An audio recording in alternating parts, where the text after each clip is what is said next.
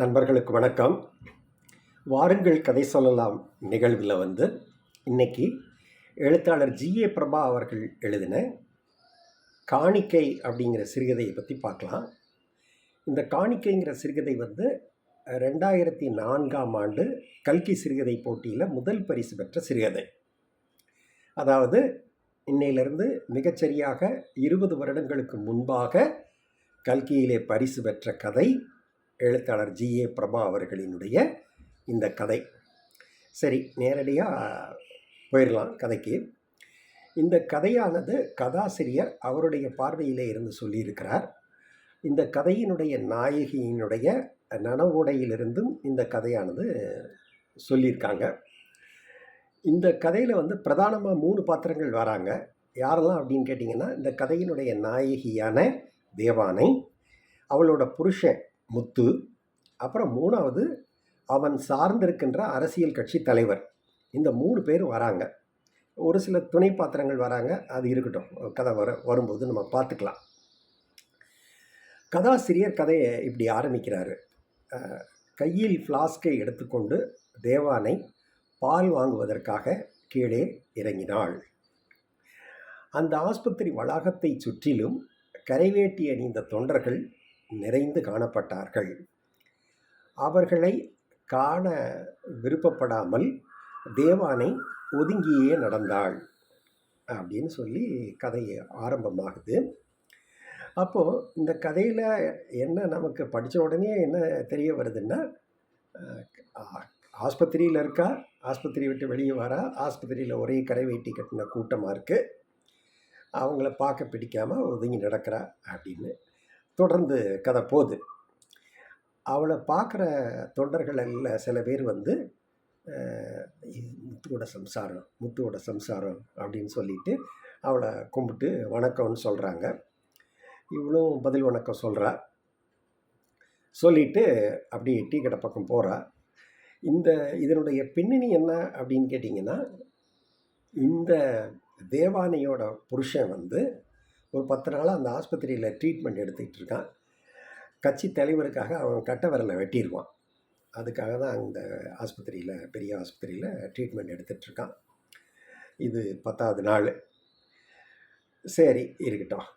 இப்போ அந்த டீ கடையில் அவன் வர, அந்த டீ கடைக்கார அம்மா இவட்ட என்னம்மா காஃபியா டீயா அப்படின்னு கேட்குறா. இவன் உடனே சொல்கிறா, இல்லைக்கா, பால் வேணும் குழந்தைக்காக அப்படிங்கிறா. ஓ, பால் வேணுமா? இது காலையில் வாங்கின பால், கொஞ்சம் பொறு, ஒரு 10 நிமிஷத்தில் ஃப்ரெஷ்ஷாக பால் வந்துடும், நான் உனக்கு அதை தரேன் நான் அப்படிங்கிறா. என்ன ஆஸ்பத்திரியில் ஒரே கூட்டமாக இருக்குங்கிறதையும் பார்த்துட்டு இவட்ட கேட்குறா, என்ன உன் புருஷன் எப்படி இருக்கான் என்ன அப்படின்னு. இப்போ பரவாயில்லக்கா, ஆனால் கையில் வலி இன்னும் கொஞ்சம் இருக்குங்கிறாரு, தலைவர் இன்றைக்கி பார்க்க வராராம் அப்படிங்கிற. ஓ, தலைவர் பார்க்க வராரா? அதுதான் ஆஸ்பத்திரியில எல்லாம் இவ்வளவு தொண்டர்கள் கூட்டம் இருக்குதா அப்படின்னு அந்த டீ கடைக்காரம்மா சொல்கிறாங்க. சரி, இன்னும் பால் காய்ச்சறதுக்கு நேரம் ஆகுமே, என்ன பண்ணலாம் அப்படின்னு யோசிக்கிறா. அந்த கூட்டத்து மத்தியில் அவளுக்கு அந்த டீ கடையில் நிற்கிறதுக்கும் கொஞ்சம் ஒரு மாதிரியாக இருக்குது. உடனே சரி, ஆஸ்பத்திரிக்கு உள்ளே போயிருக்கலாம் அப்படின்னு உள்ளே போகிறா.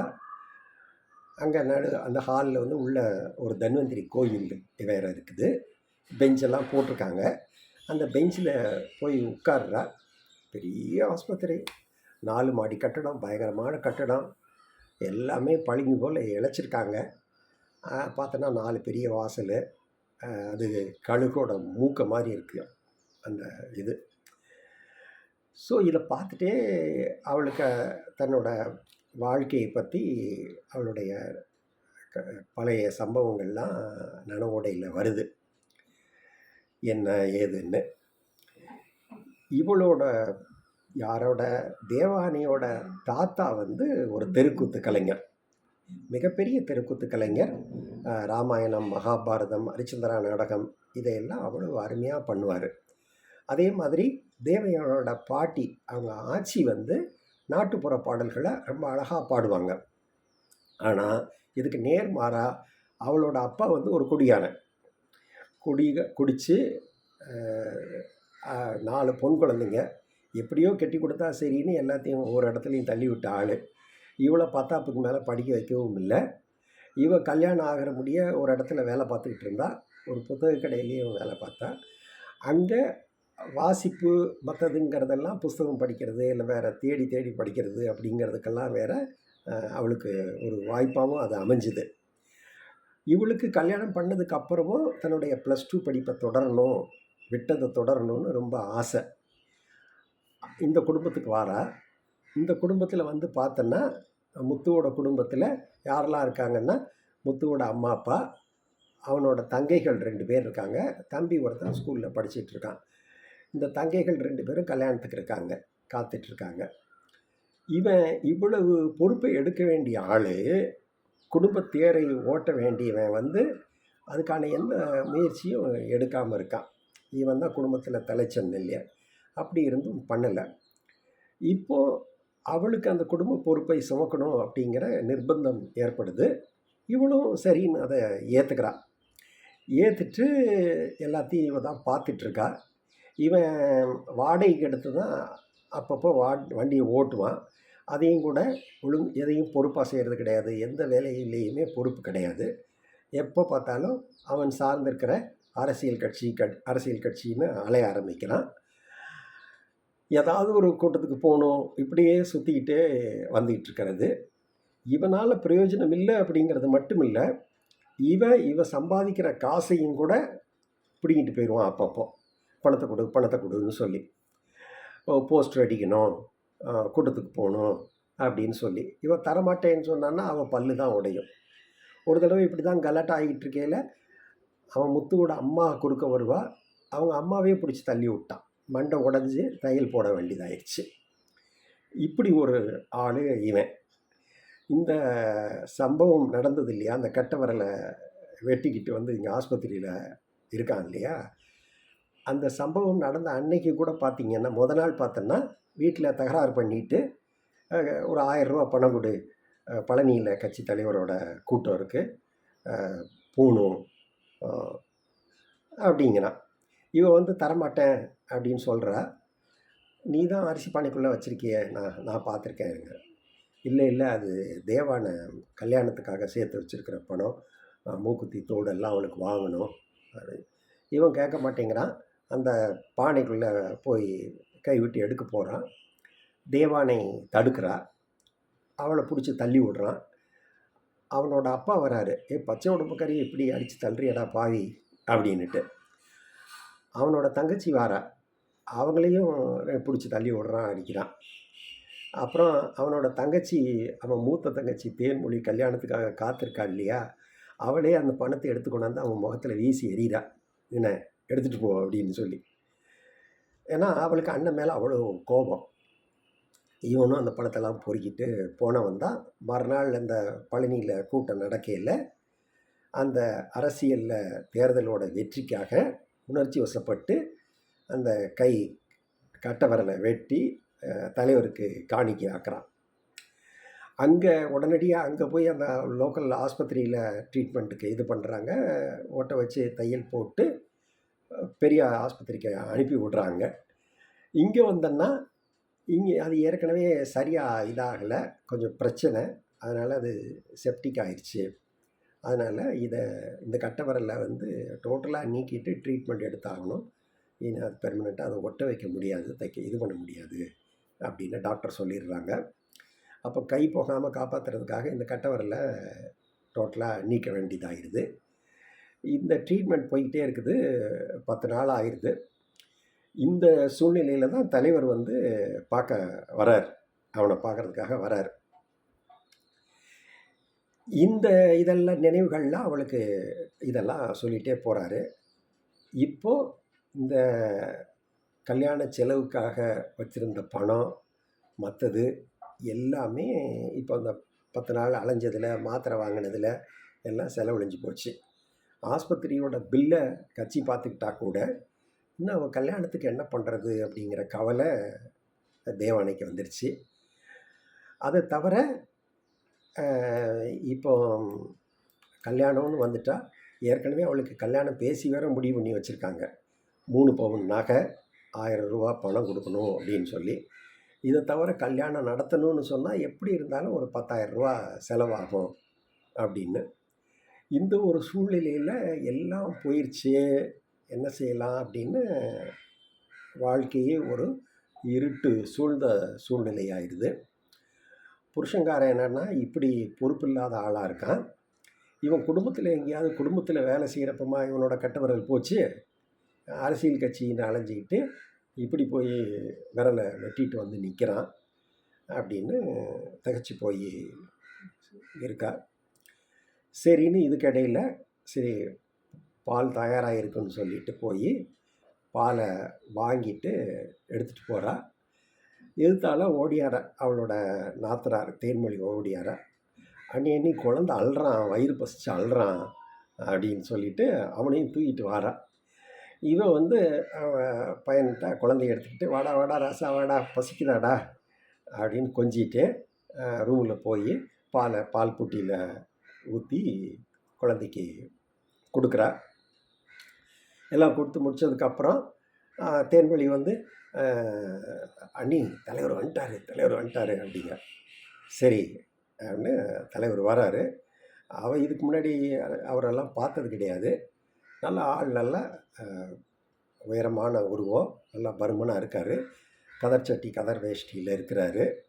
ரொம்ப ஒரு எடுப்பான தோற்றம் அவருக்கு. உள்ளே நுழைஞ்சவர் வந்து அவனை பார்த்துட்டு என்னையா இப்படி செஞ்சிட்ட, எப்படி இருக்கிற அப்படின்னு கேட்குறாரு. அவன் நெளிறான், முத்து வந்து நெளிறான் என்ன சொல்கிறது அப்படின்னு. அவர் ஒரு மாலை, பெரிய மாலை தலைவருக்கு வாங்கி வச்சுருக்கான். அதை தலைவர் கழுத்தில் போடுறான். போட்டு விழுந்து கும்பிட்றான், குனிஞ்சு அவரை விழுந்து கும்பிட்றான். தலைவர் வந்து இது பண்ணிவிட்டு அவனை பார்த்து சொல்கிறார். யாரை பார்த்து? தேவயானையை பற்றி பார்த்து சொல்கிறாரு. ஏம்மா, அவனுக்கு வேண்டியெல்லாம் நான் பார்த்துக்குறோம் எல்லாம். நீ வந்து இவன் நல்லபடியாக நான் பார்த்துக்க பொறுப்பு ஓகே, ஏன்னா அவனை மட்டும் நல்லபடியாக பார்த்து சொல்லி இன்னும் சொல்கிறார். சொல் இது நம்ம ஆசிரியர் அவர் சொல்கிறார் அப்படிங்கிற வார்த்தை வந்து கொஞ்சம் சுவையாக இருக்கும் நினைக்கிறேன். என்னன்னா, அம்மா, கட்சி தலைவர் சொல்கிறாரு, அம்மா உன் புருஷன் வந்து தன்னலம் கருதாத மாணிக்கம். அவன் செஞ்சது சரியில்லை தான், ஆனால் அவனால் அந்த வெளிப்பட்ட அவனோட விசுவாசம் இருக்கு இல்லையா, ஆஹா ஆஹா ஆஹா, இவன் எங்கள் கட்சியோட சொத்துமா, நீ தான் அவனை பத்திரமா பார்த்துக்கணும் அப்படின்னு சொல்கிறார். இவ சொல்கிறா, இல்லைங்க சாமி, இல்லைங்க ஐயா, அது உங்கள் பொறுப்பு அப்படிங்கிறா. உடனே இவன் முத்து திகச்சு போகிறான். என்னடா இவன் கட்சி தலைவர்கிட்ட இவன் பாட்டுக்கு இப்படி பதில் பேசுகிறாளே அப்படின்னு. இந்த சுற்றியில் இருக்கிற தொண்டர்களெல்லாம் உஷிங்காங்க அவட்ட. தலைவர் வந்து சிரிச்சுக்கிட்டே சொல்லட்டும், அதனால் என்னதாம்மா உனக்கு குறை சொல்லு, கட்சி தான் உனக்கு நிதி தரும் இல்லையா. ஐயா, நிதி தராங்க, ஆனால் பிரச்சனை என்னென்னா ஒவ்வொருத்தரும் காலை கையை இப்படி வெட்டிக்கிட்டு இருந்தாங்கன்னா எல்லாத்துக்கும் நிதி தந்துட்டு இருக்க முடியுமா? அப்போது இந்த குடும்பத்தில் இவங்க பொறுப்பாக வேலையும் செய்யாமல் குடும்பத்தையும் காப்பாற்றாமல் இருக்கிறத வந்து நீங்கள் ஊக்குவிக்கிற மாதிரி ஆகாதா? உங்கள் கட்சிக்கு முட்டாள்கள் வேணுமா, இல்லை விவேகமாக புத்திசாலியாக இருக்கிறவங்க வேணுமா அப்படின்னு கேட்குறா. தலைவர் வந்து சுற்றி இருக்கிற கூட்டமெல்லாம் அவளை திரும்பவும் உஷுன்னு மிரட்டுறாங்க. ஆனால் தலைவர் வந்து அவர் சிரிச்சிட்டு தான் இருக்கார். சரிம்மா, இப்போ என்ன தான் வேணுங்கிற, இப்போ நிதி வேணான்னு சொல்கிறியா அப்படிங்க. இல்லைங்க சாமி, நிதி வேணும், ஆனால் அந்த நிதியை நீங்கள் இவருக்கு கடனாக கொடுங்க. ஆஸ்பத்திரி பில்லை கட்டிட்டு இவரை கழுத்தை பிடிச்சி இழுத்து வச்சு இந்த கடனையெல்லாம் அடைச்சதுக்கப்புறம் மற்ற வேலையை செய்ய சொல்லுங்கள். இந்த மாதிரி முட்டாள்தனம் யார் கட்சியிலேருந்து பண்ணினாலும் அவங்கள கட்சியை விட்டு நீக்கி வைங்க. அப்படின்னு சொல்கிறார். உடனே தலைவர் வாய் விட்டு சிரிக்காரு. சரிம்மா, நீங்கள் என்ன தான் வேணும் உனக்கு? ஐயா, நீங்கள் ரொம்ப மெத்த படித்தவங்க, நாளும் தெரிஞ்ச ஆள்.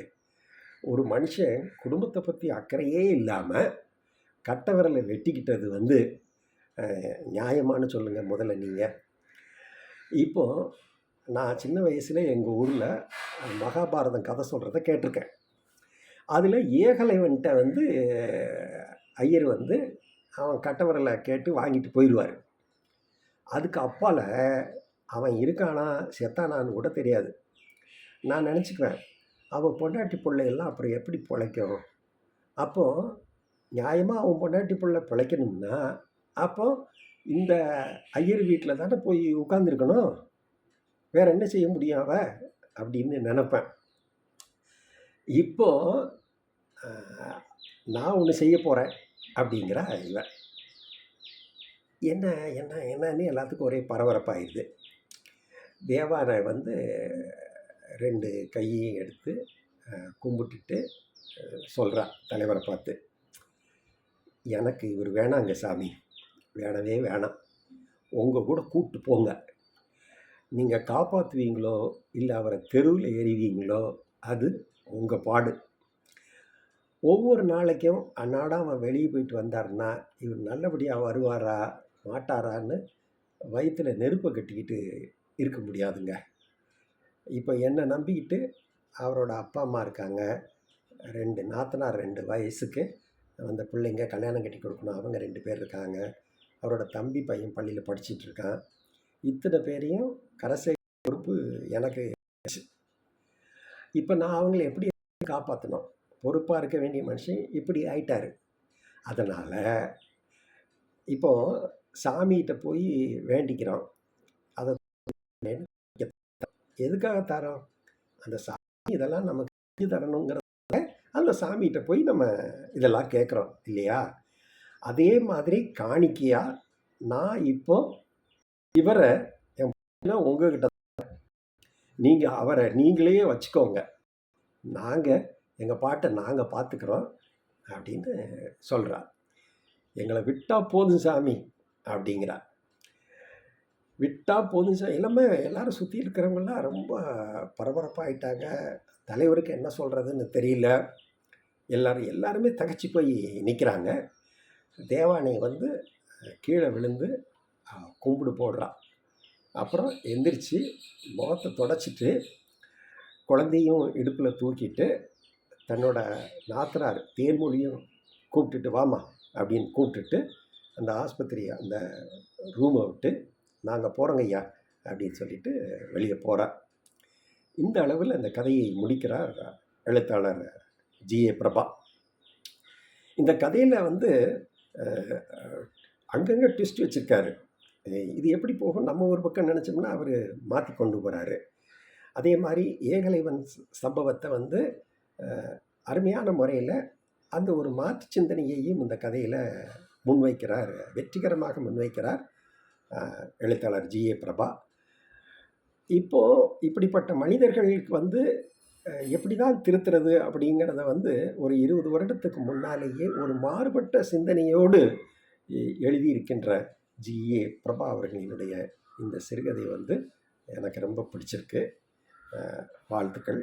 நன்றி.